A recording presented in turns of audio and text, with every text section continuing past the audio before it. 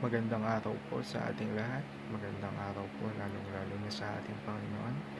Ako nga po pala si John Robby Medina at ngayong araw po, March 17, 2025, araw ng Sabado, ay samahan po ninyo akong pag-aralan at unawain ang mga salita ng ating Panginoon. Ang pamagat po ng ating devotion o ang paksa po natin ngayong araw ay kung si Kristo nga ay nagpakumbaba, ikaw pa kaya? Humiliation of Christ. At ang paksa po natin ay magmumula sa Philippians chapter 2 verse 5 to 8. Sinasabi po dito, in your relationships with one another, have the same mindset as Christ Jesus, who being in very nature God, did not consider equality with God something to be used to his own advantage.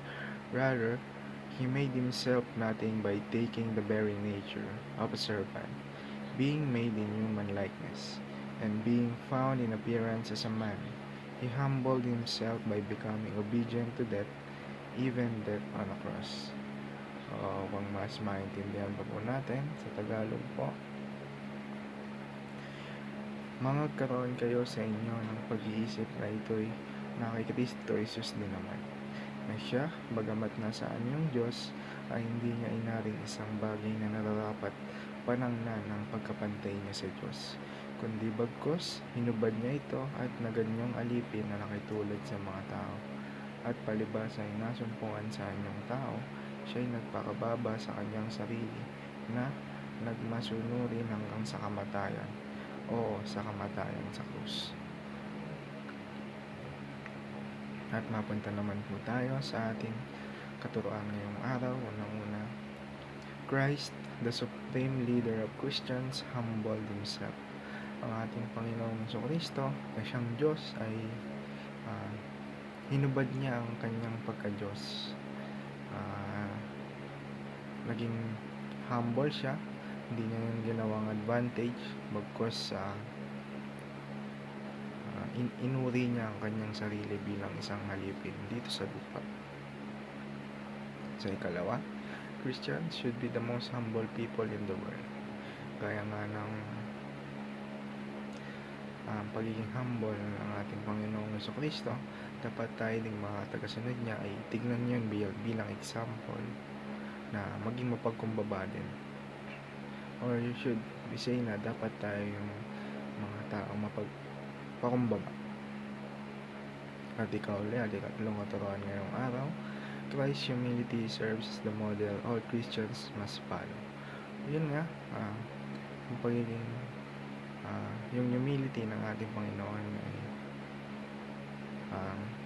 it serves as an example para sa mga Kristiyano na dapat naging ganun din tayo katulad ng ating Panginoong Jesucristo.